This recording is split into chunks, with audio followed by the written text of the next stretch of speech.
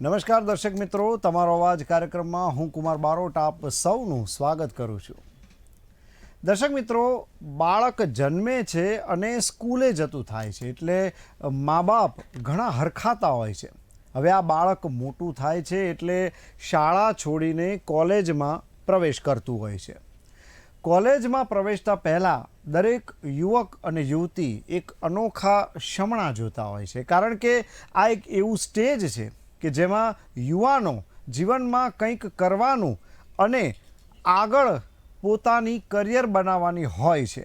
જો કે કોલેજમાં પ્રવેશતા જ હવે યુવાનોને એક નવો જ અને કડવો અનુભવ થાય છે, અને તે છે રેગિંગનો અનુભવ.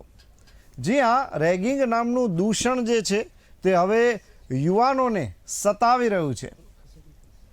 સામાન્ય રીતે ગુજરાતમાં રેગિંગની ઘટનાઓ જે છે તે બહુ જ ઓછી બનતી હોય છે, પરંતુ છેલ્લા કેટલાક સમયથી ગુજરાતમાં પણ હવે રેગિંગની ઘટનાઓમાં ઘણો વધારો થતો જોવા મળે છે.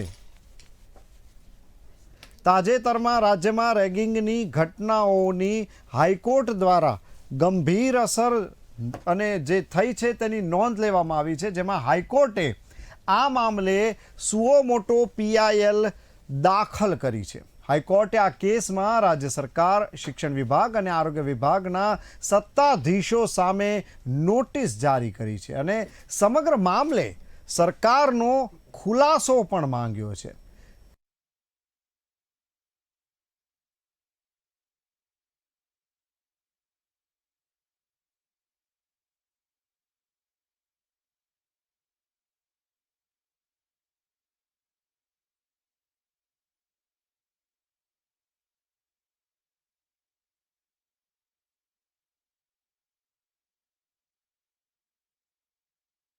ને લઈને એક કહી શકાય કે હવે નવી જ એક, કારણ કે હાઈકોર્ટે પોતે આમાં રસ લીધો છે અને હાઈકોર્ટે આની સુનાવણી આ મહિનાના અંતમાં એટલે કે 30 જાન્યુઆરીએ પણ નક્કી કરી છે. આમ રેગિંગના દૂષણને ડામવા માટે રાજ્ય સરકાર શું પગલાં લઈ રહી છે તેનો ખુલાસો કરવા પણ તેણે આદેશ આપ્યો છે. તો આજે આ જ મામલે ચર્ચા કરવાની છે, જેની માટે કહી શકાય કે ગુજરાતમાં હવે જે રેગિંગની ઘટનાઓ બની રહી છે તેમાં બહુ જ એક કહી શકાય કે કેટલીક એવી પણ ઘટનાઓ સામે આવતી હોય છે જેમાં જુનિયર વિદ્યાર્થીઓની જો વાત કરવામાં આવે તો આ જુનિયર વિદ્યાર્થીઓ ઘણો જ માનસિક સંતાપ અનુભવતા હોય છે. અને આવી અનેક ઘટનાઓ ભૂતકાળમાં પણ બની, કારણ કે સામાન્ય રીતે તો ગુજરાતની બહાર જ રેગિંગની ઘટનાઓ જોવા મળતી હોય છે, પરંતુ છેલ્લા કેટલાક સમયથી ગુજરાતમાં પણ રેગિંગની ઘટનાઓ જોવા મળી રહી છે. તો આ રેગિંગ કરનારા જે વિદ્યાર્થીઓ છે, જે સિનિયરો છે, તેઓ કઈ માનસિકતાથી પીડાય છે. જે નવા જે વિદ્યાર્થીઓ આવે છે તે લોકો પણ કેટલા ડરેલા હોય છે આ રેગિંગથી. આ ઉપરાંત રેગિંગને લીધે ઘણી વખત વિદ્યાર્થીના કરિયર ઉપર પણ ઘણો જ અસર થતી હોય છે અને તેનો પ્રભાવ જે છે તે સ્વાભાવિક રીતે જે શિક્ષણ હોય છે અને તેમાંય ખાસ કરીને એક્ઝામ હોય છે તેના રિઝલ્ટ પર આવતો હોય છે. તો આ અંગે આજે આ જ મુદ્દે આપણે ચર્ચા કરવાની છે, જેની માટે અમારી સાથે અમારા સ્ટુડિયોમાં જોડાઈ ગયા છે જાણીતા પ્રોફેસર ડૉક્ટર નેહા રાવલ, કે જેઓ એક જાણીતા શિક્ષણવિદ છે, અને એમની સાથે એડવોકેટ રુચિકા કક્કડ તથા જાણીતા સામાજિક કાર્યકર રુઝાન ખંભાતા. આપ સૌનું અમારા આ કાર્યક્રમમાં ખૂબ ખૂબ સ્વાગત છે. તો આજનો આ મુદ્દો જરા વિશેષ છે. આપણે કહી શકાય કે આજનો આ જે મુદ્દો છે તે હવે તો હાઈકોર્ટ આમાં પડી ગઈ છે, કારણ કે હાઈકોર્ટે વચ્ચે પડવું પડ્યું. સુઓ મોટો PIL જે છે, આપણે એડવોકેટ સાહેબ પાસેથી તેમની વધુ માહિતી ચોક્કસપણે મેળવશું, પણ જે સુઓ મોટો PIL છે તે પણ જે કહી શકાય કે કરવી પડી છે હાઈકોર્ટને. અને હવે આ જે નવી પેઢી છે તેમાં રેગિંગનું દૂષણ ક્યારથી શરૂ થયું અને શા માટે હવે આ દૂષણ ધીરે ધીરે ખાસ કરીને ગુજરાતમાં વધી રહ્યું છે તેની આપણે ચર્ચા કરવાની છે. સૌથી પહેલાં હું રુઝાન પાસે આવીશ. રુઝાનજી, જો સૌથી પહેલાં વાત કરવામાં આવે તો હવે પહેલાં તો ગુજરાત બહાર જ રેગિંગ થતું હતું અને હવે પાછું ગુજરાતમાંય શરૂ થઈ ગયું છે અને છેલ્લા કેટલાક જે 1-2 દાયકામાં તો કદાચ આનો જે પ્રભાવ છે ગુજરાતમાં તે ઘણો જ વધ્યો છે. શું કહેશો? જ્યારે બી રેગિંગના કેસીસ આવે છે ગુજરાતમાં એક જમાનામાં હતા બી ખરા, અને પછી એન્ટી રેગિંગ કમિટીઓ આવે છે કોલેજ સ્કૂલ્સમાં, અને સ્પેશિયલી એના માટે લોકોને એટલે અવેરનેસ બી બાળકોને કરવામાં આવે છે, સ્ટુડન્ટ્સને કરવામાં આવે છે.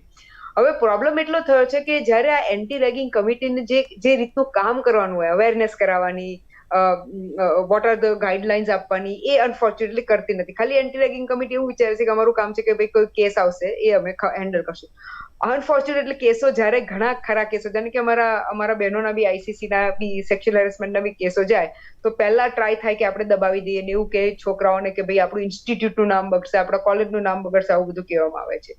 એટલે આ એક બહુ મોટો પ્રોબ્લેમ છે.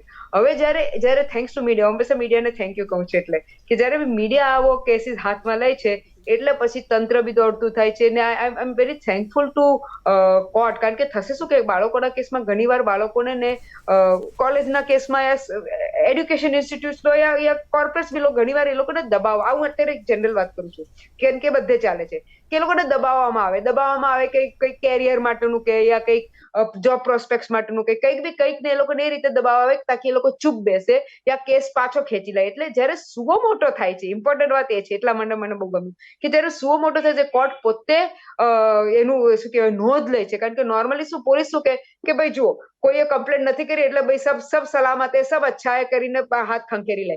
પણ જ્યારે સુઓ મોટો થાય છે ત્યારે એને નોંધ લેવી પડે છે, પોલીસને બી નોંધ એટલે સુએને કીધી છે એટલે હવે એનું આખું ઇન્વેસ્ટિગેશન થશે. અને એટલા માટે આ જે બધા શું કહેવાય બનાવો છે, કારણ કે રેગિંગ આમ આપણને લાગે કે નાની મસ્તી છે, પણ ના, એ નાની મસ્તી નથી.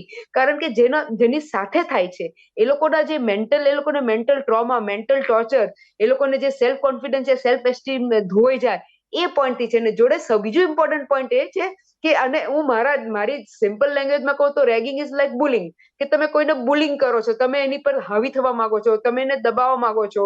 એટલે અલ્ટિમેટલી આજની તારીખમાં અગર આપણે કોન્સ્ટિટ્યુશન પોઈન્ટ ઓફ વ્યૂથી છીએ તો એ બી આપણે it goes against our constitution. એટલે આના માટે જે એન્ટી રેગિંગ કમિટી છે ને સુઓ મોટો જે લેવામાં આવ્યું છે, આઈ નો કે કોર્ટ એવરી ટાઈમ સુઓ મોટો નહીં લઈ શકશે, કારણ કે મને ખ્યાલ છે કે થોડા ટાઈમ પહેલા બી Gujarat university I don't remember, પણ કોઈ કોલેજમાં બી આવું રેગિંગ થયું હતું અને મોટે પાયે થયું હતું. પછી બધી બૂમાબૂમ થઈ હતી, પણ પછી અનફોર્ચ્યુનેટલી એ કોર્ટે નહોતો નોંધ લીધો એટલે અંદર થોડું બધું આવું ધમાધમી થઈ ગઈ ને પછી દબાઈ ગઈ. જી હલો જે છે તે ઘણી જ સ્પષ્ટ કરી, ખાસ કરીને અત્યારે એન્ટી રેગિંગ કમિટીઓ પણ જે હોય છે, પરંતુ તે રાહ જોવે છે કે ક્યારે કોઈ કેસ આવે અને ત્યાર પછી કોઈ એક્શન લેવાય. પરંતુ જે પેલું કહે છે ને કે ભાઈ એક જાગૃતિ ફેલાવવાની હોય અને જે અવેરનેસ આપવાની હોય પહેલેથી જ વિદ્યાર્થીઓમાં, આનું જે કામ થઈ રહ્યું છે તે ક્યાંક બહુ જ કાચું કપાઈ રહ્યું છે. પરંતુ જ્યારે સુઓ મોટોની વાત આવે છે તો આપણે એન્ટી રેગિંગ કમિટી વિશે વાત કરીશું, પણ તે પહેલાં આપણે સુઓ મોટોની ખાસ વાત કરીશું. તો હું એડવોકેટ રુચિકા પાસે આવીશ. એડવોકેટ રુચિકા, જ્યારે આ સુઓ મોટો, જ્યારે હાઈકોર્ટે પોતે આમાં પડવું પડ્યું, સુઓ મોટો પીઆઈએલ કરવી પડી, શું છે આ સુઓ મોટો પીઆઈએલ અને આનાથી કેવો અસર થશે? જી, સુઓ મોટો મીન્સ કે the matter raised by one's own self. એટલે જ્યારે ઓનરેબલ હાઈકોર્ટ, એટલે આપણા ગુજરાતની એપેક્સ કોર્ટ, જ્યારે પોતે મેટર ઊભી કરે છે પબ્લિકના ઇન્ટરેસ્ટમાં. What is PIL? PIL is nothing but public interest litigation, right? એટલે પબ્લિકના ઇન્ટરેસ્ટમાં પબ્લિકની જે દુવિધાઓ પડે છે, પબ્લિકને જે સફર કરવું પડે છે, એના માટે થઈને જે હાઈકોર્ટે પોતે મેટર પીઆઈએલ ઊભી કરી છે, જેને કહેવાય છે સુઓ મોટો. હવે જ્યારે હાઈકોર્ટે પોતે આ વસ્તુને ગંભીરતાથી લીધી છે તો એ ખૂબ જ સારી વાત છે, કેમ કે અત્યારે આપણે ઠેર ઠેર જોઈએ છે, એ મેડિકલ સ્ટુડન્ટ્સ હોય, સ્કૂલના સ્ટુડન્ટ્સ હોય, એ લોકોને સિનિયર તરફથી બહુ જ રેગિંગ કરવામાં આવે છે. એ લોકો પાસેથી કંઈ મટીરિયલ માગે છે સ્ટડીઝનું, અથવા તો એ લોકોને એવું કહેવામાં આવે છે કે તમારે આ પર્ટિક્યુલર સબ્જેક્ટમાં આટલા માર્ક્સ જોઈતા હોય તો હું તમને કહું એ રીતે તમારે કરવું પડશે. માટે થઈને બધી જ સ્કૂલમાં એન્ટી રેગિંગ કમિટી હોય છે, પણ બધી જ જે છે એ એક્ઝિક્યુશનમાં નથી હોતી. માટે જે આ આપણે ઓનરેબલ હાઈકોર્ટે જે એક્શન લીધી છે ખૂબ જ સારી છે, કેમ કે જેમ રુઝાનબેને વાત કરી કે એકોર્ડિંગ ટુ ઇન્ડિયન કોન્સ્ટિટ્યુશન આપણે રાઈટ છે ફ્રીડમ ઓફ સ્પીચ એન્ડ એક્સપ્રેશનનો, તો ત્યાં જે છે એ નવા જે જુનિયર્સ આવે છે કે નવા સ્કૂલમાં સ્ટુડન્ટ્સ જે છે એ આવે છે અથવા તો કોલેજમાં જે નવા સ્ટુડન્ટ્સ એઝ અ જુનિયર આવે છે તો એ લોકોને દબાવી દેવામાં આવે છે. માટે થઈને જે છે એ આ right to freedom of speech and એક્સપ્રેશનનું જેની અમલવારી જે થાય છે ડિફેમેશન તો નામ સાંભળેલું જે વર્ડ છે એ સાંભળેલો જ હશે, જે આઈપીસીની સેક્શન 499 અને 500 છે. પનિશમેન્ટ છે ડિફેમેશનની છે section 500. What is defamation? Defamation એટલે કોઈની રેપ્યુટેશન અથવા તો કોઈની મોડેસ્ટી ઉપર કે કોઈના કેરેક્ટર ઉપર જ્યારે તમે આંગળી ઉઠાવો છો અથવા તો એને તમે એના કેરેક્ટરને હાનિ પહોંચે એવું કંઈ મેન્ટલ ટોર્ચર કે હેરેસમેન્ટ કરો છો તો એ ડિફેમેશનની નીચે આવે છે. હવે રેગિંગની વાત કરીએ તો રેગિંગ પણ જે છે નોન બેલેબલ ઓફેન્સ છે, એટલે જામીન પાત્ર નથી. What is known bailable? તો કે જામીન પાત્ર નથી. હવે એની સજા શું છે? તો કે 2 વર્ષની જેલની સજા છે, 2 years ઓફ ઇમ્પ્રિઝનમેન્ટ એન્ડ 10,000 સુધીનો ફાઇન. એ આઈધરમાં થાય અથવા તો બંને સાથે બી કરી શકે, ડિપેન્ડ્સ કે તમે એ જે વ્યક્તિનું છે રેગિંગ કઈ બાબતનું છે, એનું જે ઇન્વેસ્ટિગેશન છે, એની એફઆઈઆર છે, એ બધા ઉપર જે છે એ ડિપેન્ડ કરે છે. બિલકુલ. તો આ એક બહુ જ મહત્વની જે કેટલીક વાતો જે છે તે સામે આવી છે, ખાસ કરીને કાયદાકીય અને રેગિંગ જે છે તે નોન બેલેબલ ગુનો છે. આ બહુ જ મહત્વની વાત કરી. હું આવીશ પ્રોફેસર ડૉક્ટર નેહા રાવલ પાસે કે આપ પ્રોફેસર છો, અનેક યુનિવર્સિટીઓ અને કોલેજમાં આપ ભણાવો છો, એન્ટી રેગિંગ કમિટીની પણ આપણે વાત સાંભળી. હવે શું તમને નથી લાગી રહ્યું કે જે અવેરનેસ છે તેમાં ક્યાંક ખામી જોવા મળી રહી છે? પહેલા મારે એ વાત ઉપર આવવું છે કે રેગિંગ કલ્ચર એકચ્યુઅલી શું છે. જી. તો આ રેગિંગ કલ્ચર છે ને એ પણ આપણે અનુકરણ કરીને લાવ્યા છીએ પશ્ચિમી સંસ્કૃતિનું. આપણો જે ઇતિહાસ છે ને એ કંઈક જુદો જ છે. રેગિંગ એટલે કે સારી રીતે પુશ કરવાની વાત આવે છે, આમાં પોઝિટિવ થિંકિંગની વાત આવે છે. બરાબર, આપણે કોઈ હોસ્ટેલમાં હોય કે કોઈ ગુરુકુલમાં ભણતા હોય કે કોઈ કોલેજમાં, સારી કોલેજમાં આપણે ભણતા હોય તો એ લોકો આપણું જ્યારે આપણે નવા વિદ્યાર્થીઓ એડમિશન લે છે ત્યારે જે જૂના વિદ્યાર્થીઓ છે, જે એના સિનિયર વિદ્યાર્થીઓ છે, એ લોકો જસ્ટ એનું નામ પૂછે છે, એની હોબી પૂછે છે, એને સંગીતમાં રસ હોય તો એને ગાવાનું પેલું કહેવામાં આવે છે, એને ડાન્સ કે નાટકમાં રસ હોય તો એ પ્રકારનું એને પરફોર્મન્સ આપવામાં આવે છે. પ્લસ એને એનસીસી કે એનએસએસમાં ઇન્ટરેસ્ટ હોય કે ભૂતકાળમાં એને એવું કોઈક એચિવમેન્ટ મેળવ્યું હોય કે એને બ્લડ ડોનેટ કર્યું હોય તો એવી કોઈ સારી વાત હોય છે. અને એકતામાં ભિન્નતા અને ભિન્નતામાં એકતા. માની લો કે કોઈ વિદ્યાર્થી બિહારથી આવ્યો છે, કોઈ મહારાષ્ટ્રથી આવ્યો છે, કોઈ ગુજરાતથી આવ્યો છે, અને સાથે રહીને એ લોકોને જ્યારે 3 વર્ષ પાસ કરવાના હોય છે અને દરેક વાતાવરણની કોઈ સમસ્યા હોય છે, દરેક કોલેજની કોઈ સમસ્યા હોય છે, તો એને કેવી રીતે પહોંચી વળવું, તો એના માટે ખરેખર જે જુનિયર વિદ્યાર્થીને જે સિનિયર વિદ્યાર્થી હોય છે ગાઈડ કરે છે. એટલે ટૂંકમાં આ પ્રકારનું કલ્ચર આપણું હતું, પરંતુ આપણે દેખાદેખીમાં અને આપણે એને એક રેગિંગ કર્યું તો એમાં બહુ આમ ગર્વ અનુભવીએ છીએ, કોઈને હેરાન કરીને, અથવા તો મારું પણ રેગિંગ થયેલું હો. તો આવી આ જે ટોન છે તો એને તમે સારું માનો છો કે ખરાબ એ હજી સુધી આપણે ચોખવટ કરી શકતા નથી.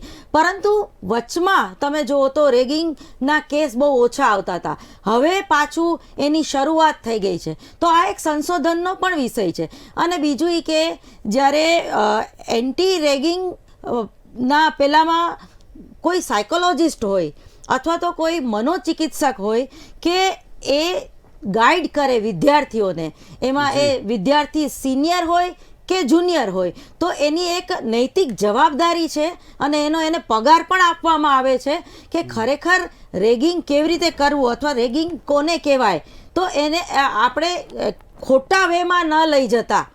ખરેખર રેગિંગ કલ્ચરનું આપણે અનુકરણ કર્યું છે અને એનો ઇતિહાસ બહુ ખરાબ છે. આત્મહત્યા સુધીના કેસ આમાં આપણને જોવા મળે છે ભૂતકાળમાં જ અને ભારતમાં જ. પણ ગુજરાતમાં આ એક શરમજનક ઘટના છે, કારણ કે ગુજરાતમાં બહુ ઓછા પ્રમાણમાં આવા કેસ જોવા મળે છે અને ખરેખર મીડિયાને અને હાઈકોર્ટને સલામ મારવી જોઈએ કે એની નોંધ લીધી. અને કારણ કે જો એ અવેરનેસ આવશે તો જ ખરેખર વિદ્યાર્થીઓને ખબર પડશે કમસે કમ કે આવી કોઈ સંસ્થા પણ છે જ્યાં અમે આની ફરિયાદ કરી શકીએ.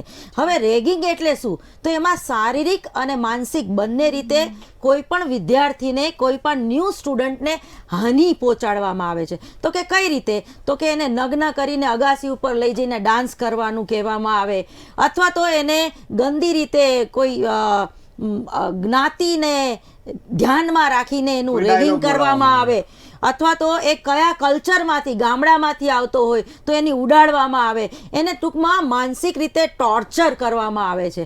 તો આ જે માનસિક રીતે ટોર્ચર કરે છે ને એ બિચારો એ ક્યારેય નથી ભૂલતો.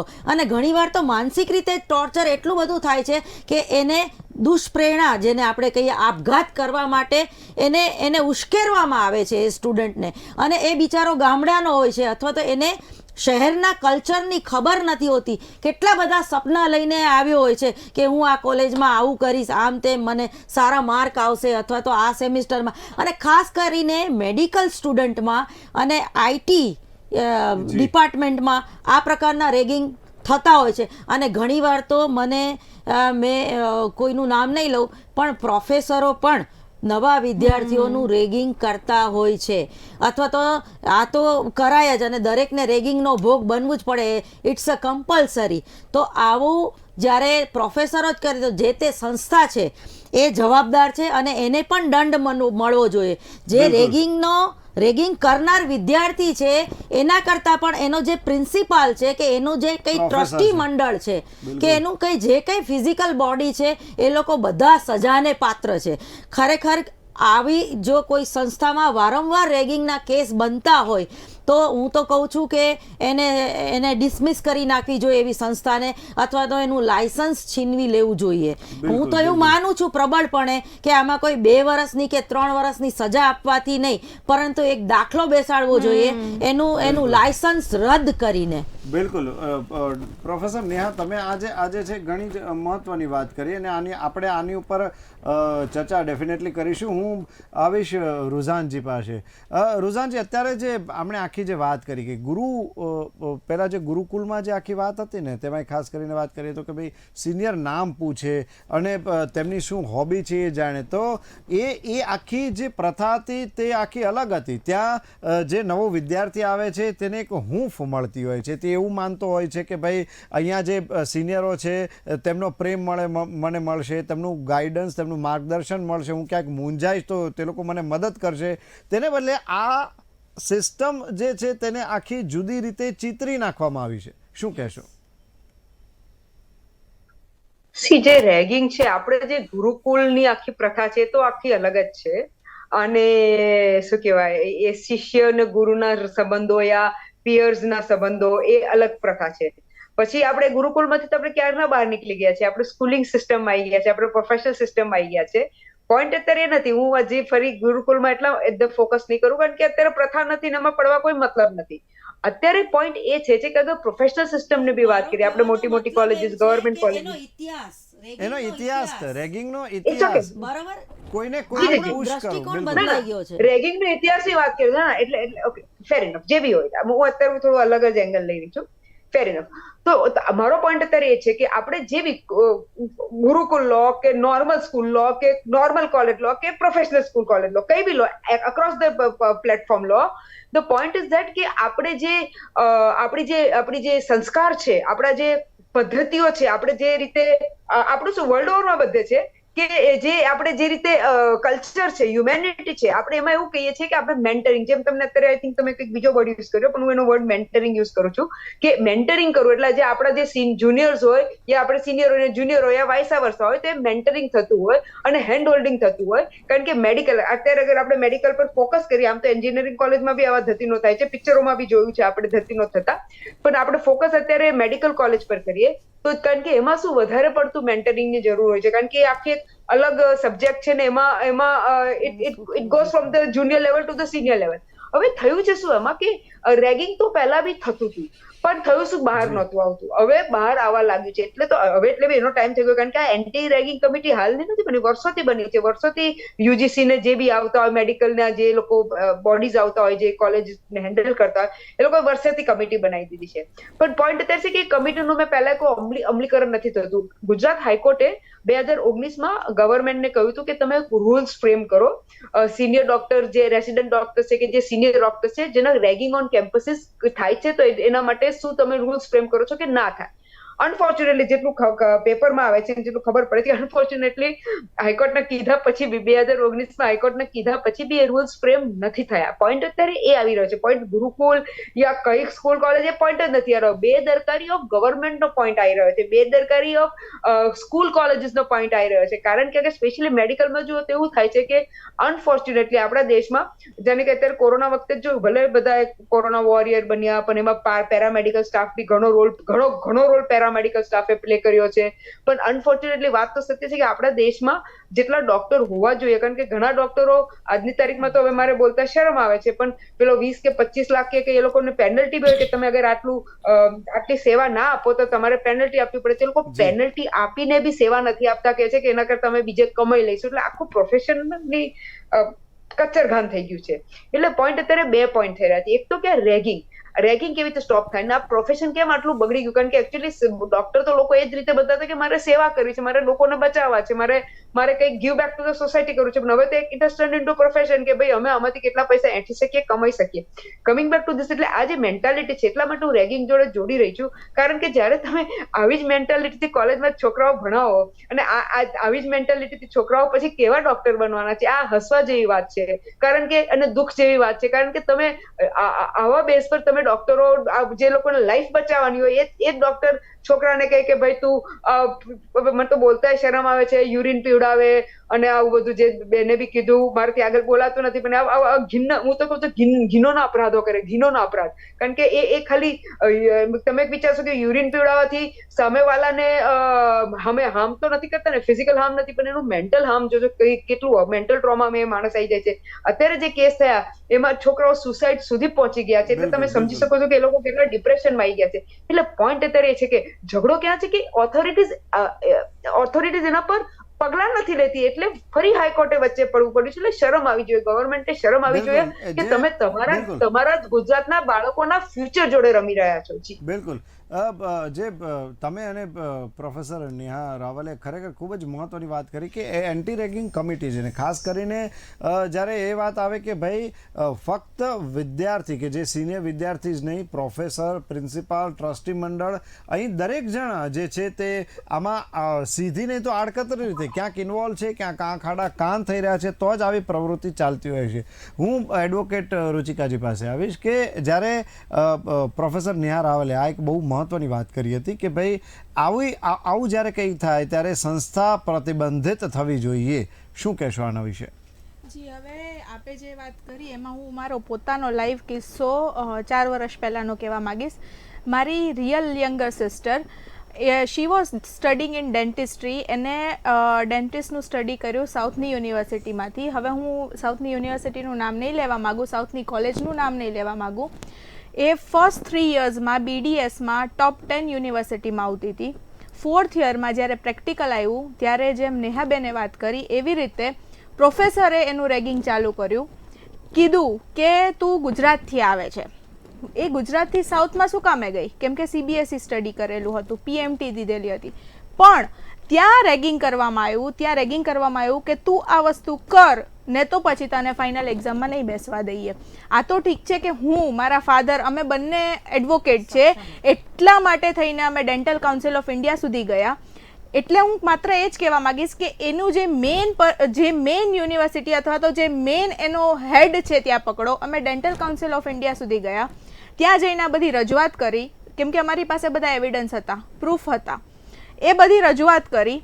એમણે ત્યાં સુધી અમને કીધું કે હવે એને ખાલી એક્ઝામ ટાઈમે જ બોલાવજો અને એ જે પ્રોફેસર હતો ત્યાંથી એને સસ્પેન્ડ કરવામાં, કેમ કે મારી એક સિસ્ટર જ જે છે ભોગ નથી બની. એટલે ભોગ તો બની જ નથી, પણ એ સ્ટાર્ટિંગ પોઈન્ટ હતો. એની સાથે સાથે બીજી, અને એ મહિલા કોલેજ હતી, BDSની જે છે એ મહિલા કોલેજ હતી. ત્યાં બીજી 10 છોકરીઓ એના જેવી જે છે ભોગ બનવાની હતી એ બધી જ બચી ગઈ આના કારણે. માટે થઈને જે સક્ષમ હોય છે ને એ ત્યાં સુધી પહોંચી શકે છે. માટે હું એવું જે છે આપના માધ્યમથી રિક્વેસ્ટ કરવા માંગીશ કે ઓપન ફોર ઓલ કરો. જ્યારે કોઈ સ્ટુડન્ટ આવા રેગિંગ કમિટીમાં એ આઈધર ગર્લ હોય કે બોય હોય જે આવી રીતે ફસાય છે, એ ભલે ને ગમે તે સક્ષમ હોય કે એવરેજ હોય, ગમે તે હોય, એ લોકોને અપ્રોચ કરવાની તક મળવી જોઈએ. આજે અમે ડેન્ટલ કાઉન્સિલ ઓફ ઇન્ડિયા સુધી ગયા, ત્યાંથી બધું જે છે અમે શોર્ટ આઉટ કરીને એને એક્ઝામ સુધી એલિજિબલ કરાવી. એટલે એના માટે થઈને અમે દિલ્હી સુધી ગયા હતા, દિલ્હી સુધી કોન્ટેક્ટ કર્યો હતો, એટલે આ વસ્તુ જે છે શોર્ટ આઉટ થઈ. એટલે હું આપના માધ્યમથી એ જ કહેવા માંગીશ કે પબ્લિકને કે તમે નિડર થાવ. આજે જે ગુજરાત હાઈકોર્ટે જે આ ખરેખર ખૂબ આવકાર્ય પગલું ઉપાડ્યું છે, કેમ કે આજે ગુજરાત હાઈકોર્ટે જે આ PIL કરી છે ને એનું જે જજમેન્ટ છે એ બીજી હાઈકોર્ટ્સ બી લેશે. બિલકુલ બિલકુલ to be taken into consideration કે ભાઈ આ જે છે જજમેન્ટ ગુજરાત હાઈકોર્ટે પાસ કર્યું છે તો એ બધી જ હાઈકોર્ટ જે છે કન્સિડર કરશે. એટલે માટે થઈને ખૂબ સારું અને આવકાર્ય ડિસિઝન છે. બિલકુલ રુઝાનજી આગળ તો ઊંચી કરી રહ્યા છે, પણ એ પહેલા આપણે પ્રોફેસર નેહા પાસે પણ જઈએ કે આ જે આખી વાત થઈ અને ખરેખર જે રુચિકાજી તમે જે આખી વાત કરીને કે એક બિફોર જે એક કહીએ ને કે આપણે પાણી પહેલા પાળ બાંધી લીધી, જે આપણે એક સ્ટ્રોંગ અને સ્ટ્રોંગ સ્ટેપ લીધું, ત્યારે જ પેલા પ્રોફેસર જે છે તે સસ્પેન્ડ થયા. અને આવનારી જે બીજી પેઢીઓ હતી, ઓફકોર્સ ભૂતકાળમાં જે છોકરીઓ હેરાન થઈ ભોગ બની તેને કદાચ એ સમયને આપણે બદલી ન શકીએ, પરંતુ જે તમે સ્ટેપ લીધું એને લીધે થઈને આવનારી જે બીજી જે નવી જનરેશન હતી તેને માટે થઈને અમે આપણો ખરેખર ખૂબ ખૂબ અભિનંદન આપીએ છીએ. પ્રોફેસર નેહા, શું કહેશો આ કિસ્સા વિશે? હવે હું અહીંયા એ ચોખવટ કરવા માંગુ છું કે જે લોકો રેગિંગનો ભોગ બને છે એની શું માનસિકતા હોય છે ને જે રેગિંગ કરે છે એની શું માનસિકતા હોય છે. તો એક તો એનું વ્યક્તિત્વમાં ક્યાંક એવું હોય છે કે પરપીડન વૃત્તિ, કોઈને તકલીફ આપીને વિકૃત આનંદ મેળવવો, એટલે આ એક સૌમ્ય મનોવિકૃતિનો પ્રકાર છે. તમે જોજો ઘણા પુરુષો કે સ્ત્રીઓ બાળકને એવી રીતે રમાડે, ઊંધા કરીને રમાડે, પછી એને ચૂંટલી ભરી લે, પછી એને રડે, એને રડાવે, પછી પાછા એને છાના રાખે. આવા પાડોશીઓ પણ મેં જોયા છે. એટલે આ વિકૃતિઓ એ લોકોમાં પહેલેથી હોય છે. એક અપરાધ કરવાની જેને કહેવાય ને કે માનસિકતા એનામાં હોય છે. અને નાનપણમાં આવા જે બાળકો હોય છે ને એ ઓવર રિજેક્ટિવ ચાઇલ્ડ હોય છે, બરોબર. અને એનામાં આક્રમક વૃત્તિ વધારે હોય છે, તિરસ્કારની ભાવના વધારે હોય છે. અને એમાંય જો એ જ્ઞાતિવાદમાં માનતા હોય ને તો એ લોકોને સતત એવું થાય છે કે ફલાણી જ્ઞાતિવાળા મને હંમેશા નડ્યા છે. એટલે ઘણીવાર જ્ઞાતિવાદ ઉપર કે પ્રાંતવાદ ઉપર એ પણ રેગિંગ થતું હોય છે. બિલકુલ બિલકુલ. અને બીજું કે ઘણીવાર ગરીબ મા બાપના છોકરા ઉપર, આર્થિક રીતે જે લોકો સક્ષમ નથી એવા લોકો ઉપર રેગિંગ થાય છે. ગામડેથી આવેલા છોકરાઓ ઉપર રેગિંગ થાય છે. અને જે ગામડેથી આવેલું છોકરું છે એની આગળ માહિતીનો અભાવ હોય છે, એને ખબર નથી હોતી કે આને રેગિંગ કહેવાય, એ પણ નથી ખબર. અને એને તો એવું હોય છે કે ભાઈ બધા આ રીતના અહીંયા રેગિંગનો ભોગ બને છે તો મારે એ સહન કરી લેવાનું. બિલકુલ આપની વાત સાચી છે. અને એ બિચારો હોય છે ટૂંકમાં, એની આગળ એના મા બાપને બિચારાને કઈ ખબર કોલેજે નથી જોઈ હોતી. અહીં એ જ વાત છે, ખાસ કરીને હોસ્ટેલમાં આ પ્રકારની રેગિંગ થતું હોય છે, ગર્લ્સ હોસ્ટેલમાં થતું હોય છે. જી જી. રુઝાનજી, જ્યારે એડવોકેટ રુચિકાજી પોતાની વાત કરી રહ્યા હતા, પોતાની જે કહી શકાય કે આખી ડેન્ટલ કોલેજની જ્યારે તેમણે વાત કરી કે ભાઈ આ રીતે જ્યારે એમણે પાળી પેટા પાન બાંધી દિલ્હી સુધી ગયા, સ્વાભાવિક છે બંને જે બાપ દીકરી વકીલ હતા ને એ આ સ્ટેપ બાય સ્ટેપ આખી પ્રોસેસ જાણતા હતા, આની માટે શું કરવું તે પણ જાણતા હતા. આપ શું કહેશો આ કિસ્સાને લઈને? બેને વાત કરી પણ એમને મને બહુ ગમ્યું, થેન્ક યુ. પણ એમને કોલેજનું નામ ના આપ્યું. અગર એમના જેવા લેવલ માણસ જેમને લડ્યું છે, સત્ય માટે લડ્યું છે, એમની ભલે બહેન હતી પણ તેઓ બી લડ્યું છે, કારણ કે બહેન માટે બધા કરે એટલે એમને કર્યું છે. અને સક્ષમ હતા, એમના પપ્પાને છેક ગયા, પણ હજી બી એમને કોલેજનું નામ ના આપ્યું. કોલેજનું નામ એટલે આપવું જરૂરી છે કે કારણ કે આપણે કામ કેમ એ લોકોને છાવરીએ છીએ. અલ્ટિમેટલી તમે લડ્યા છો, મેસેજ કરીશ મેં બીજી બધી છોકરીઓને અફેક્ટ કરે હું નથી માંગતી. ના, બીજી બધી સ્ટુડિયો આપણે કોઈ છોકરીનું નામ જ નથી આપ્યું. આપણે અત્યારે જનરલ વાત કરી છે. આપણે કોલેજનું નામ આપીએ ને તો બીજી બધી છોકરીઓ વધારે હેરાન થાય ને. છોડી દઈએ. હેરાન કેવી રીતે થાય? તમે નામ આપ્યું તો બિચારી સાચવતા રહે કે ભાઈ અહીંયા છે ને અગર એ લોકોને ફરી એવું કંઈક પણ પ્રોબ્લેમ બેન હું નામ આપીશ એ ત્યાંના એમપી છે, એ બીજી બધી છોકરીઓને હેરાન કરશે. યસ, એ એમપી છે અને ત્યાંના 80% કોલેજ એમની છે. હવે આનાથી વધારે હું તમને શું કહું?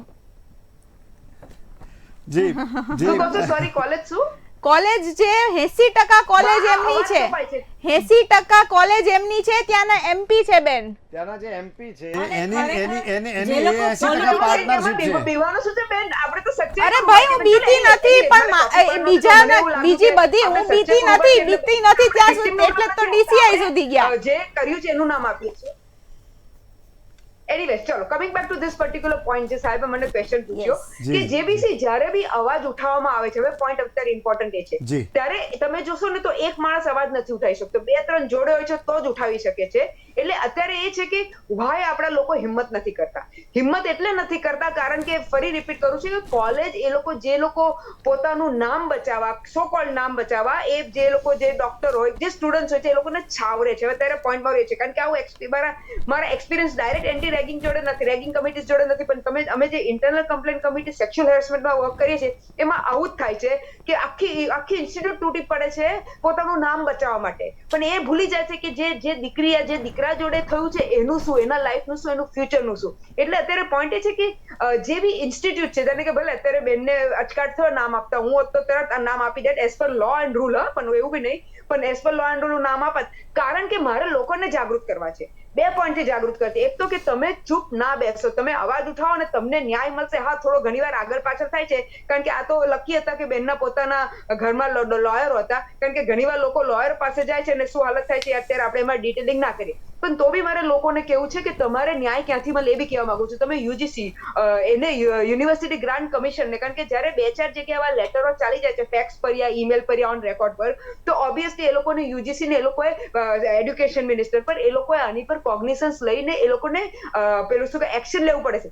એક્શન સેકન્ડરી વાત છે કે શું લેશે કે નહીં લેશે, કારણ કે અનફોર્ચ્યુનેટલી વાત એ છે કે શું કહેવાય જીએલસી કમિટી કહેવાય, એટલે ગુજરાત લો કમિશનની એક કમિટી કહેવાય, એ લોકોએ બી કહ્યું કે આપણા ગુજરાત ને એસકે તમે આનો લો ઇનેક્ટ કરો, રાઈટ. દેર ઇઝ અનફોર્ચ્યુનેટલી થાય છે શું કે અત્યારે લોકો કેમ છૂટી જાય છે કારણ કે એનો ઠોસ લો નથી. લો રેગિંગ કમિટી છે એ અલગ વાત છે, પણ જે આનો લો એ નથી, પણ અનફોર્ચ્યુનેટલી લોકો છૂટી જાય છે. એટલે એ 2021માં બી જીએલસીએ રેકમેન્ડ કરી હતી ગવર્મેન્ટને કે ભાઈ તમે યુ લેજિસ્લેટ લો, પણ એને કહેવાય છે GSLC, Gujarat state law commission, એને સ્ટેટ ગવર્મેન્ટને રેકમેન્ડ કર્યું હતું પણ for creation of law to curb ragging in colleges, પણ અનફોર્ચ્યુનેટલી નથી થયું. એટલે પોઈન્ટ અત્યારે એ છે કે મારી ગવર્મેન્ટ જાગૃત નથી. મારી ગવર્મેન્ટ માટે લોકોનું કેરિયર, બાળકોનું કેરિયર ઇમ્પોર્ટન્ટ નથી, કારણ કે હવે અનફોર્ચ્યુનેટલી મને શરમ આવે છે અત્યારે કોઈ પોલિટિકલ નેતા બેઠા નથી, એટલું પાછળ બોલવા નથી માંગતી, પણ સામે બોલીશ, એ લોકો ક્યાંક સાંભળતા હશે સાંભળી લે કે આપણે જે ગુજરાતમાં પેપરો ફૂટી જાય છે,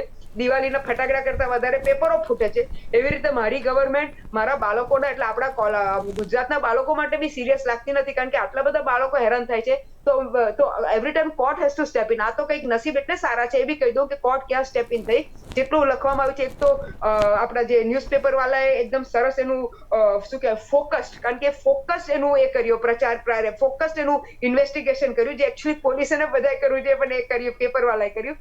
બીજું કે કોઈક જૂના ચીફ જસ્ટિસ કે જજ કે જે બી હતું એને બી લખ્યો લેટર કે ભાઈ આનું તમે જુઓ, અને ઓબ્વિયસલી એક્સ જજ કે જે બી હોય એનું બી વજન પડે, એને લેટર લખ્યો, અને એટલે પછી આ સુઓ મોટો લેવાય છે. એનીવેઝ જે બી છે, વોટ એવર રીઝન છે, ultimately reason is not important કે કઈ રીતે થયું, રિઝલ્ટ ઇઝ ઇમ્પોર્ટન્ટ, અને રિઝલ્ટ આવ્યું છે. પણ હવે ઇમ્પોર્ટન્ટ કે મારી રિક્વેસ્ટ છે કે આ જ્યુડિશિયરીને કે સાહેબ તમે ખાલી જજમેન્ટો લખીને ના પતાવો, કારણ કે તમને ખબર છે કે 2019માં તમે લખ્યું હતું જીએસએલ નું રેકમેન્ડેશન છે પણ કશું ના થયું. એટલે હવે તમે પેલું કોગ્નિસન્સ લઈ અને એ તમારું શું કે કન્ટેમ્પ્ટ ઓફ કોર્ટ લો, અગર ના ગયો ટાઈમ પીરિયડ કે ભાઈ આટલા ટાઈમ પીરિયડમાં થવું જોઈએ, લેજિસ્લેશન થવું જોઈએ. જેને કે ટ્રિપલ તલાકમાં મને ખબર છે કે સુપ્રીમ કોર્ટે લેજિસ્લેશન કરવા કહ્યું હતું તો કરવું જ પડ્યું આ લોકોએ, કોને, centre has to do the legislation. એટલે આના માટે બી કોર્ટે એને ટાઈમ પીરિયડ આપીને લેજિસ્લેશન માંગો. ખાલી આમ જ જજમેન્ટ લખી દેશો તો ના, અને એના પછી ફોલોઅપ લઈ અને અગર ના થાય તો તમારે કન્ટેમ્પ્ટ લેવો જોઈએ. મારે એ રિક્વેસ્ટ હતી. જી બિલકુલ રુચિકાજી, આ જો આ આખી જે વાત, એમાં ખાસ કરીને ગુજરાત સ્ટેટ લો કમિશન વાળી જે વાત આવી, શું અને કેવો રોલ રહેતો છે ગુજરાત સ્ટેટ લો કમિશનનો, અને ખાસ કરીને જો વાત કરીએ સામાન્ય જનતા જે છે એને આ GSLC સાથે કઈ રીતે આપ કનેક્ટ કરશો? જી, ગુજરાત સ્ટેટ લો કમિશનમાં કેવું હોય છે, જે પ્રેસિડેન્ટ હોય છે ને રિટાયર્ડ જજ હોય છે, રાઈટ. હવે એ લોકોને રિટાયર્ડ જજ શું કામ રાખવામાં આવે છે? રિટાયર્ડ જજ એટલા માટે કેમ કે માહિતગાર હોય, એક્સપિરિયન્સ્ડ હોય બધી વસ્તુથી, એટલા માટે થઈને એને જે છે એમાં પ્રેસિડેન્ટ રાખવામાં આવે. સાથે સાથે એમાં બધા સિનિયર એડવોકેટ્સ અમુક વર્ષની પ્રેક્ટિસવાળા હોય છે, જેથી કરીને જે છે આને આખું એક કમિટી બેસાડવામાં આવે છે, જેથી કરીને આવા બધા જે કિસ્સાઓ છે એને શોર્ટ આઉટ કરી શકે. અને જેમ રૂઝાનબેને વાત કરી કે ભાઈ જ્યુડિશરીએ જે છે આના માટે પગલાં ઉઠાવવા જોઈએ, કેમ કે આની પહેલાં બી ઘણું બધું બનેલું છે ને જજમેન્ટ્સને ઘણા બધા પાસ કરેલા છે, પણ જે છે એનું એક્ઝિક્યુશન નથી થતું અને કન્ટેમ્પ્ટ ઓફ કોર્ટ થવી જોઈએ. What is contempt of court? Contempt of court એટલે જ્યારે તમને એપેક્સ કોર્ટ, ઓનરેબલ ગુજરાત હાઈકોર્ટે તમને ડિરેક્શન આપ્યું હોય કે તમારે within this period of time, કે વિધિન 3 months, કે વિધિન 6 months, કે વિધિન અ મંથ, એટલે 1 મહિનાની અંદર તમારે આનું જે છે પ્રોસિડિંગ્સ એક્સપીડાઇટ એટલે કે તમારે જલ્દી ચલાવીને આને પૂર્ણ કરવાનું છે. અને નિકાલ ના થાય 1 મહિના કે 3 મહિના, જે હાઈકોર્ટે તમને ડિરેક્શન આપ્યું હોય, ડિરેક્શન તમારે લેવું હોય ને તો એ હાઈકોર્ટમાં થાય છે ડિરેક્ટ, કે પર્ટિક્યુલર કોર્ટમાં જે છે તમારું પ્રોસિડિંગ્સ નથી જલ્દી ચાલતું, તો તમે ડિરેક્શન ઓનરેબલ હાઈકોર્ટ પાસેથી લઈ શકો છો. ગુજરાતની વાત કરું છું. તો એ within this period of time ના થઈ શકે તો તમે કન્ટેમ્પ્ટ ઓફ કોર્ટ કરી શકો, અથવા તો કે કોઈ તમે ચેલેન્જ કર્યો હોય ઓર્ડર નીચેની કોર્ટનો જે છે હાઈકોર્ટમાં, અને ચેલેન્જ કરવા પછી જે તમને આપણે હાઈકોર્ટે જે તમને ડિસિઝન આપ્યું હોય કે તમારે આની અમલવારી કરવાની છે ને ના થઈ હોય તો બી કન્ટેમ્પ્ટ ઓફ કોર્ટ જે છે હાઈકોર્ટમાં થઈ શકે, રાઈટ. એટલે કન્ટેમ્પ્ટ ઓફ કોર્ટ આ within this period of time આપણે ફિક્સ કરી શકીએ છીએ કે ગુજરાત હાઈકોર્ટ અમુક જે જગ્યાએ જ્યાં ન એક્સપીડાઇટ થતા હોય એના જે છે એ પીરિયડ ઓફ ટાઈમ ડિસાઇડ કરે, અથવા તો લોકોને બી એ માહિતી હોવી જોઈએ કે હાઈકોર્ટે તમને આ જગ્યાએ સ્ટે આપેલો છે અથવા તો આની અમલવારી કરવાનું કીધું છે ને ના થઈ હોય તો તમે ડિરેક્ટ ઓનરેબલ હાઈકોર્ટનો અપ્રોચ કરો. ત્યાં કન્ટેમ્પ્ટ ઓફ કોર્ટની મેટર ચાલે છે અને એ ઓનરેબલ ચીફ જસ્ટિસ કોર્ટમાં જ ચાલે છે. અચ્છા, એ એક વસ્તુ છે રુચિકાજી કે આજે આખી માહિતી આવે છે, તમે જે આખી સમગ્ર માહિતી આપી, આ માહિતી જે એન્ટી રેગિંગ કમિટી પાસે હોય, અને જો દાખલા તરીકે જે વિદ્યાર્થીઓ છે તેમના માતા પિતા એન્ટી રેગિંગ કમિટી પાસે, કારણ કે દર વખતે માણસ બધું કોર્ટમાં વકીલને શોધવા જાય કે કોર્ટના નેટ ઉપર શોધે, એના કરતાં એન્ટી રેગિંગ કમિટી દ્વારા જો આ કોર્ટની માહિતી વિદ્યાર્થીઓને મળી જાય તો કેવું રહે?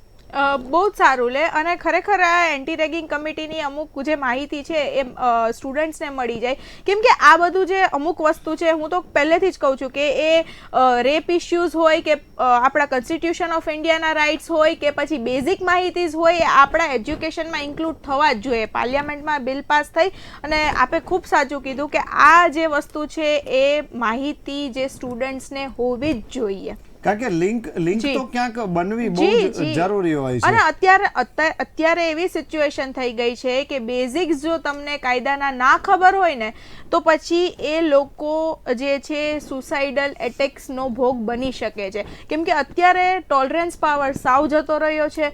બધાને ઇમિડિયેટ ને સ્પોન્ટેનિયસ બધા રિઝલ્ટ જોઈએ છે, અને અત્યારે જે મા બાપ બી નથી અમુક સમજતા, પોતાના છોકરાઓનું કમ્પેરિઝન કરે છે, પેલી રેસના ઘોડા બનાવી દીધા હોય ને એ રીતે. બિલકુલ. પ્રોફેસર નેહા પાસે આવે, સ્કૂલથી લઈને કોલેજ સુધી રેગિંગ તો થઈ રહ્યું છે, આપણે સૌ જાણીએ છીએ, કારણ કે હવે તો પહેલાં તો કોલેજમાં જ હતું, હવે તો કે સ્કૂલમાં પણ પાછું ક્યાંક ક્યાંક આ બધું જોવા મળી રહ્યું છે. હવે આ જે આખી જે વાત આવે છે આમાં જે પેરેન્ટ્સનો જે રોલ છે, ખાસ કરીને જોઈએ તો આપ પ્રોફેસર છો અને સાયકોલોજીસ્ટ પણ ખરા, તો જે પેરેન્ટ્સનો જે રોલ છે તે અહીં કેવો હોવો જોઈએ? માતા પિતાએ સૌથી પહેલાં તો બાળકોને ફ્રીડમ આપવી જોઈએ. ખાસ કરીને જે બાળકો સાયન્સ ફેકલ્ટીમાં જાય છે, ડૉક્ટર કે એન્જિનિયર બનતા હોય છે, તો એ લોકો બિચારા 11માંથી શરૂ કરીને, આમ તો 10મા ધોરણથી શરૂ કરીને 12મા ધોરણમાં ન આવે અને એને ટૂંકમાં 80% આસપાસ ન આવી જાય ને ત્યાં સુધી એને એક પિક્ચરે નથી જોયું હતું, અથવા તો કોઈના લગ્નમાંય નથી ગયા. એટલે ફ્રીડમ એટલે એક્ઝેક્ટલી તમે શું કહેવા માંગો છો? ફ્રીડમ એટલે તમે દાખલા તરીકે કોઈને IELTS ની એક્ઝામ આપવી છે અને એનું ટાઈમ ટેબલ એવું ગોઠવે કે 16 કલાક હું વાંચીશ, તો આ શક્ય જ નથી. જી કારણ કે તમે માણસ છો, તમને થાક લાગે, તમને ચેન્જ જોઈએ, તમારે હું તો કહું છું કે કોઈના લગ્નમાં પણ જવાય, અને વચ્ચે એક દિવસનો તમારા મિત્રને ઠીક ન હોય હોસ્ટેલમાં તો તમારે એને દવાખાને પણ લઈ જવું પડે. તમે એટલા બધા સ્વાર્થી ન બની શકો કે તમે કોઈને ઉપયોગી જ ન થાવ. ટૂંકમાં આપણે આ એક બ્રહ્માંડનો એક ભાગ છીએ, અને એ આખા બ્રહ્માંડની સાથે આપણે કનેક્ટ થવું પડે. કોઈ ગલુડિયાને હેરાન કરતું હોય ને એના ઉપર પાણી નાખતું હોય, અને તમે સાયન્સમાં હોય ને તમને ટાઈમ ન હોય, અને તમને મમ્મીએ કીધું હોય કે ભાઈ તું સીધું મહાદેવને લોટો ધરીને પાછો જલ્દી આવી જજે, રસ્તામાં ક્યાંય નહીં ઊભો રહેતો. જો આવું એક ઘોડાને એક ડાબલા પહેરાવી દીધા હોય કે સીધું જઈને સીધું આવવાનું, આવા છોકરાઓ જ્યારે કોલેજમાં આવે છે અને એને મેડિકલમાં જ્યારે એડમિશન મળી જાય છે ત્યારે એ લોકોને એમ થાય બસ હવે જીવી લેવું છે. અને એ લોકોનો જે આક્રોશ છે અને અત્યાર સુધી એ લોકોને જે જેલ ભોગવી હોય છે 80% મેળવવા માટે, અને એ એકદમ બ્લાસ્ટ થાય છે, અને એનો ભોગ જે છે એ નવા આવનારા વિદ્યાર્થીઓ બને છે. એટલે એનું એક જે માનસ છે એ અપરાધી થઈ જાય છે. તમે વધારે કોઈ જેટલી સ્પ્રિંગને દબાવીને રાખશો એટલી એ વધારે ઉછળશે. ઇવન ઘણાને આયલ્સની એક્ઝામ આપવી હોય છે તો પણ આવી ગાંડા જેવી સમજ્યા વગરની મહેનત કરે છે, અને એ જ્યારે આયલ્સ નથી બની શકતો ત્યારે આપઘાત કરે છે. જી બિલકુલ. અને કદાચ બની જશે ને આયલ્સ તો લોકો એને રિસ્પેક્ટ કરશે, એની ખુરશીને રિસ્પેક્ટ કરશે, એને નહીં. અહીંયા ફરીથી પાછી ચીડ હોય છે કે આ તો હાળો ક્યાંય હાજર જ નથી રહ્યો, એના કુટુંબને ભૂલી જાય છે, મિત્રોને ભૂલી જાય છે. અહીંયા ફરીથી પાછી એ જ વાત આવે છે જે તમે શરૂઆતમાં કરી હતી કે ખરેખર જ્યારે ભલે રુઝાનબેન કહે છે કે ગુરુકુળની પદ્ધતિ બરાબર છે, એ તો હવે બહુ જૂની થઈ ગઈ, પરંતુ કંઈક એવી સ્ટ્રેટેજી અપનાવવી પડશે કે જ્યાં નવા વિદ્યાર્થીઓ આવે તો તેના માટે કોઈ ડરનો માહોલ ન હોય. ભલે અને હા, આમાં બે વસ્તુ થવી ખૂબ જ જરૂરી છે. જેવી રીતે નવા વિદ્યાર્થીઓ માટે ડરનો માહોલ હોય, તેવી રીતે નવા વિદ્યાર્થીઓ પણ સિનિયરનો એટલો રિસ્પેક્ટ કરે, એને તેટલું માન આપે. કારણ કે એની માટે એ જાણવું જરૂરી છે કે ભાઈ આ જ સિનિયર મને ભવિષ્યમાં કામમાં આવવાના છે. જ્યારે મને કોઈ વસ્તુ નહીં આવડે તો હું પ્રોફેસર જ્યારે મને જવાબ નહીં આપે તો મને આ સિનિયર જે છે તે શીખવાડશે. કારણ કે આપણે સૌ જાણીએ છીએ કે તેનું શિક્ષણ કેવું છે, પ્રોફેસરો કોર્સ તો પૂરો કરતા જ નથી. રુઝાનજી, પેલા બધા જે મિત્રો છે એ લોકોને કહી દઉં કે anti-ragging.in કરીને વેબસાઇટ છે જે સેન્ટર ફોર યુથ ચલાવે છે, અને એ it is a monitoring agency under the ministry of education government of India અને યુનિવર્સિટી ગ્રાન્ટ કમિશન એની અંડરમાં કામ કરે છે.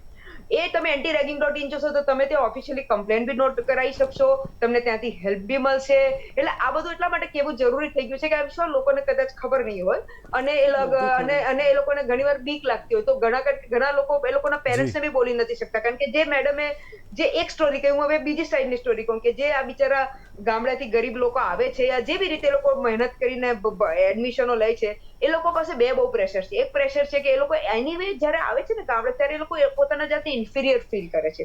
એટલે એ લોકો ઇન્ફિરિયર કેવું ફીલ કરે છે? કારણ કે એ લોકોને ફીલ કરવામાં આવે છે કે ભાઈ અમે શહેરના છીએ ને તું ગામડાનો છે, એટલે એક ઇન્ફિરિયોરિટી કોમ્પ્લેક્સ આવે છે. એ લોકોનો સેલ્ફ કોન્ફિડન્સ નથી, ભલે બધું ભણ્યા છે, માર્ક્સ આવ્યા છે, યા વોટ એવર રીઝન્સ માટે એ લોકોને એડમિશન મળી ગયું છે. કારણ કે ઘણી વાર તો આપણે પેલા રિઝર્વેશનના લીધે બી ફાયદો થઈ જાય છે, પણ એ વોટ એવર રીઝન છે, એ ઇમ્પોર્ટન્ટ નથી. ઇમ્પોર્ટન્ટ એ છે કે એ લોકોનો સેલ્ફ કોન્ફિડન્સ નથી, સેલ્ફ એસ્ટીમ નથી, એટલે એ લોકો ગભરું રહે છે. બીજું કે એ લોકોને પેરેન્ટ્સનું પ્રેશર હોય છે, યા સોસાયટી સમાજનો પ્રેશર હોય છે કે ભાઈ અમે કઈ બી બોલશું ને અમે અગર કોલેજમાંથી કાઢી મૂકશે, અમારી પર એક્શન લેવાશે. કારણ કે એ લોકો હંમેશા એ ગભરું નેચરની હોય છે. એ લોકો ભૂલી જાય છે કે ના, એ લોકો પર એક્શન નહીં લેશે, એક્શન તો સામે વાલે પર લેવા આવવાનું છે. પણ અનફોર્ચ્યુનેટલી કદાચ એવી કોઈ સ્ટોરીઓ હિસ્ટ્રીઓ હશે કોલેજમાં જે ચાલતી હોય કે ભાઈ આને આવું કર્યું તો છૂટી ગયો, પેલા પેલું કર્યું તો છૂટી ગયું, એટલે આપણે ચૂપ બેસવાનું, આપણે સહન કરવાનું, 1-2 વર્ષ સહન કરવાનું છે, પછી આપણે બી સિનિયર બનશું. આવું બધું બી એ લોકોને બ્રેન વોશ કરવામાં આવે છે. એટલે એ પોઈન્ટ ઓફ વ્યૂથી કેવું છે કે કોલેજનો મોટો રોલ છે. કારણ કે મને ખબર છે કે એટલીસ્ટ ગુજરાત યુનિવર્સિટી કે એના તો ફોર્મમાં જ તમારી પાસે એન્ટી રેગિંગનું એક સહી કરાવે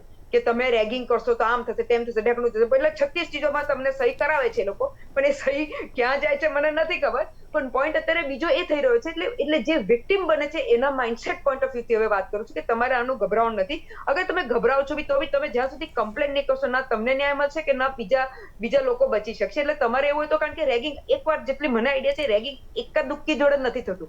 2-4 બધા ભલે એકબીજાને ખબર ના હોય, પણ તમે અગર જાણકારી કરો તો બધાને 2-4-5-7 બર્ડન તો આવી જ જતો હોય સાથે. એટલે તમારે એકલાએ આની આગળ લડત લડવાની નથી. મારે એમ કેવું છે, તમે તમારા બીજા ફ્રેન્ડ જોડે બી antiRagging.in માં કમ્પ્લેન કરાવી શકો છો. ત્યાં ઓનલાઈન જોશો બધી હેલ્પલાઇન છે, અને બધું 36 ચીજ છે અંદર. તો એકવાર થોડી જોવાની મહેનત કરવી પડશે. બિલકુલ, એટલે બિલકુલ. પોઈન્ટ અત્યારે એ થઈ રહ્યો છે કે આપણે જગત જેટલા ચૂપ બેસશું, તમે જેટલું, એ તો એવું છે ને કે જેટલા લોકો તમે ડરો તેટલા તમે દબાવશો, એટલે દબાવવા આવશો. એટલે આજની તારીખમાં પીપલ આર વિથ યુ. તમે પ્લીઝ કમ્પ્લેન કરજો. જી બિલકુલ, બિલકુલ. હવે જે વાત કરીશું, જી નેહાબેન, કંઈ કહેવા માંગો છો હા, પ્લીઝ? હું એ કહેવા માંગુ છું, તમને કંઈ ન સમજાય ને તો 100 નંબર ઉપર ફોન કરશો ને, કારણ કે જ્યારે તમારી ઉપર આ રીતના માનસિક ત્રાસ કોક કરતો હોય ને ત્યારે તમને કંઈ યાદ નથી આવતું. પણ મોબાઈલ તો હવે આપણા બધાની પાસે છે.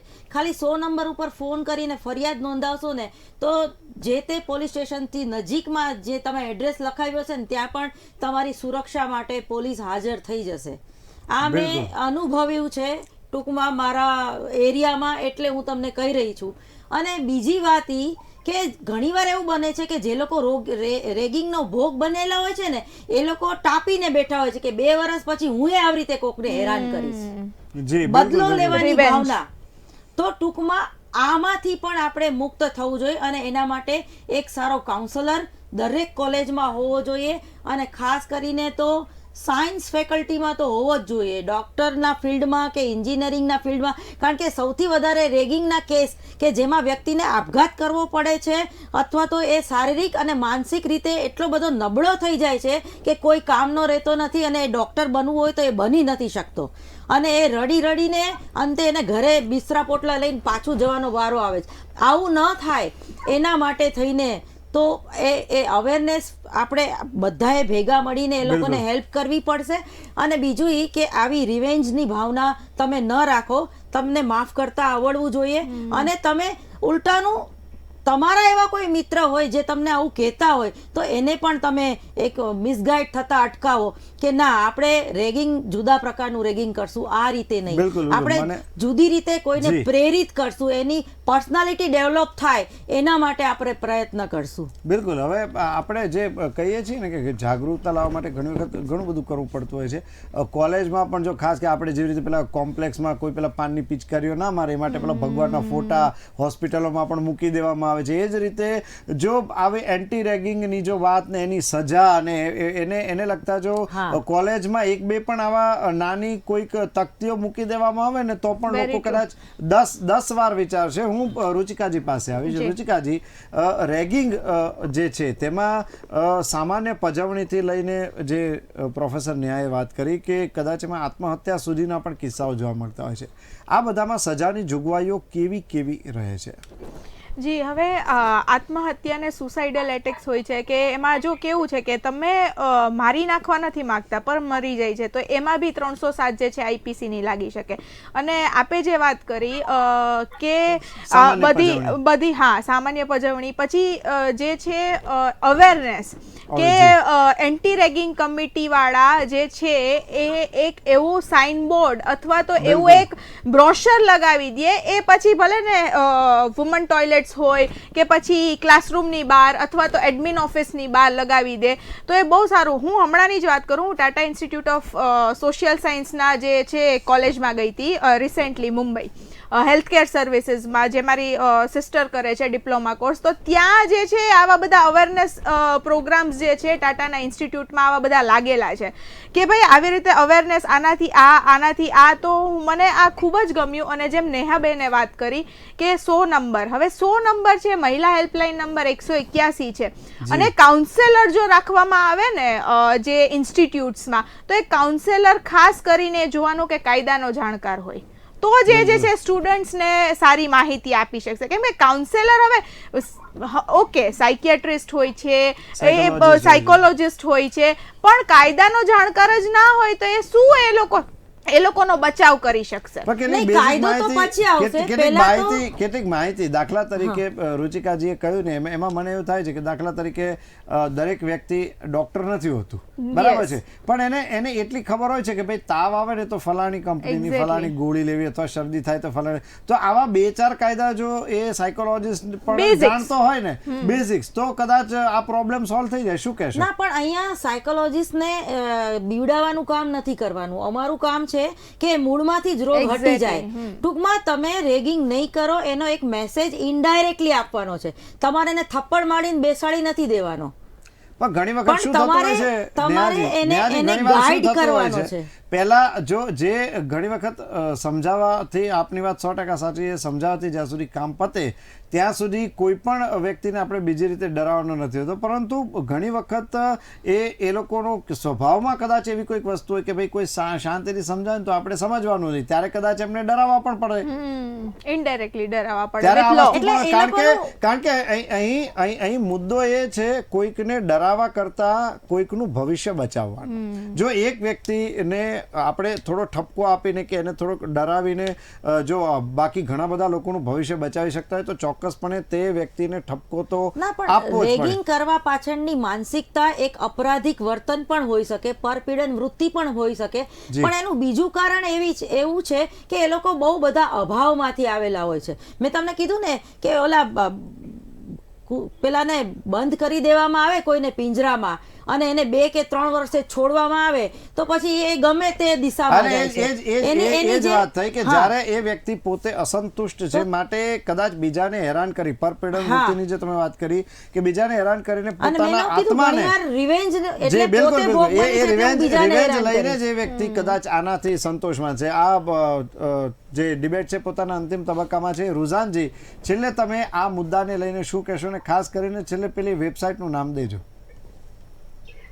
પહેલા તો એક બit થોડું બીજું એડ કરી લીધું કે બિલકુલ. જેટલો એઝ પર લો એન્ટી રેગિંગ કમિટીના જે મેમ્બર્સ હોય છે ને એમાં પોલીસનું બી રિપ્રેઝેન્ટેટિવ હોય છે, એનજીઓ બી હોય છે, પેરેન્ટ બી હોય છે, સ્ટુડન્ટનો બી રિપ્રેઝેન્ટેટિવ હોય છે, નોન ટીચિંગ સ્ટાફનો બી હોય છે અને સિવિલ એડમિનિસ્ટ્રેશન થી બી હોય છે. એટલે તમે સમજો કે કઈ રીતની આ કમિટી બનતી હોય છે. એટલે એવું નથી કે બસ 2-4 લોકોને લઈને બેસાડી દીધા, પણ પોઈન્ટ અત્યારે છે કે આ કમિટી કરે છે શું. મારો અત્યારે ઝઘડો એ છે કે જ્યારે આટલા સારા લોકો કમિટીમાં બેસે છે તો કોઈને કોઈ ઇન્ટરેસ્ટ જ નથી બોલવા માટે, કંઈ કરવા માટે. ચેન્જ બસ કમિટીમાં જવાનું, ચા નાસ્તો કરીને પાછું આવી જવાનું, એનો મતલબ એ થાય છે I be little rude, but fact એ છે કે જ્યારે આટલું બધું રેગિંગ વધી ગયું છે, ખાસ કરીને મેડિકલ કોલેજીસની વાત કરીએ તો થઈ શું રહ્યું છે એ પોઈન્ટ પર મારે કરવો હતો.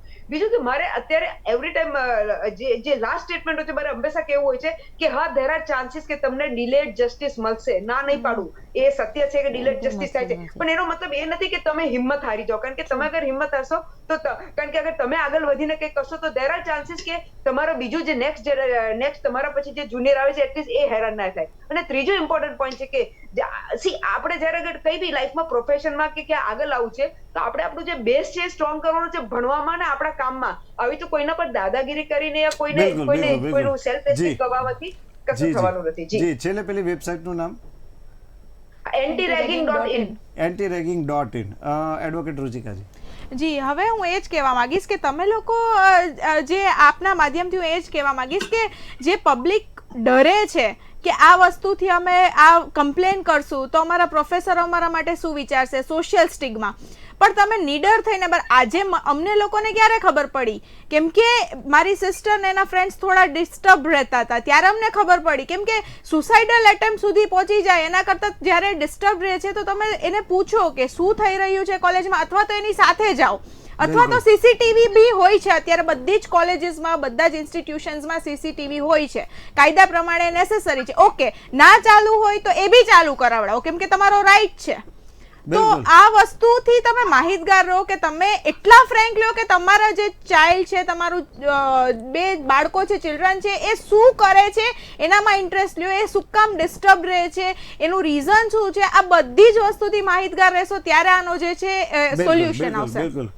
પ્રોફેસર નેહા, છેલ્લે ટૂંકમાં. જી, ટૂંકમાં રેગિંગ એક એવી વસ્તુ છે કે જે આપણા હાથની વાત છે, બરોબર, અને આપણા સમાજમાં આપણે સોશિયલ નેટવર્કમાં બહુ બધા બિઝી રહીએ છીએ તો એક સારું કામ પણ કરી દઈએ, લોકોમાં એક માહિતી ફેલાવીએ કે જો તમે આ રેગિંગનો ભોગ બનો તો તમારે છુપાવવાની જરૂર નથી, શરમાવાની જરૂર નથી અને બદલો લેવાની ભાવના સાથે આગળ વધવાની પણ જરૂર નથી, પણ તમે આની ફરિયાદ કરી શકો છો. અને એઝ એ કાઉન્સલર તમારે તમારી કોલેજમાં તમે પ્રોફેસર હોવ તો તમારે હેલ્પ કરવી જોઈએ આવા વિદ્યાર્થીઓને અને બિલકુલ. રેગિંગ કરતા તમારે એને અટકાવવા જોઈએ અને ન અટકે તો પછી કડક સજા આપવી જોઈએ. સામ દામ દંડ ભેદ બધું જ અપનાવવું જોઈએ. બિલકુલ બિલકુલ. તો આ જે આખી એન્ટી રેગિંગની જે આપણી ડિબેટ હતી તેમાં રુઝાનજી, પ્રોફેસર નેહા અને એડવોકેટ રુચિકા કક્કડ આપ અમારી સાથે જોડાયા તે બદલ આપ સૌનો ખૂબ ખૂબ આભાર. તો જોયું ને દર્શક મિત્રો, આજે આપણે એન્ટી રેગિંગ વિશે વાત કરી. ઘણી બધી માહિતીઓ ખુલીને બહાર આવી. ખાસ કરીને દરેક સ્કૂલ કોલેજમાં એન્ટી રેગિંગ કમિટી હોય છે. antiraging.in નામની વેબસાઇટ છે. 100 નંબર ઉપર પણ તમે જાણ કરી શકો છો. મહિલાઓ જે ખાસ કરીને 181ની હેલ્પલાઇન પર પણ પોતાની માહિતી આપી શકે છે. આ ઉપરાંત તમારા વડીલો છે, મિત્રો છે અને જે સમજુ હોય એવા જો તમારી જ કોલેજના પ્રોફેસર કે પ્રિન્સિપાલ છે તેમની સાથે પણ તમે આ વાતનું ડિસ્કશન કરી શકો છો. ફક્ત અહીંયા મુદ્દો એ જ છે કે કોઈ પણ અન્યાય હોય તેની સામે તમારે એકજૂટ થઈને આગળ આવવું પડે અને લડવું પડે. તો દર્શક મિત્રો, હાલ બસ આ કાર્યક્રમમાં આટલું જ. ફરી મળીશું એક નવા મુદ્દા સાથે. ત્યાં સુધી રજા આપશો. નમસ્કાર.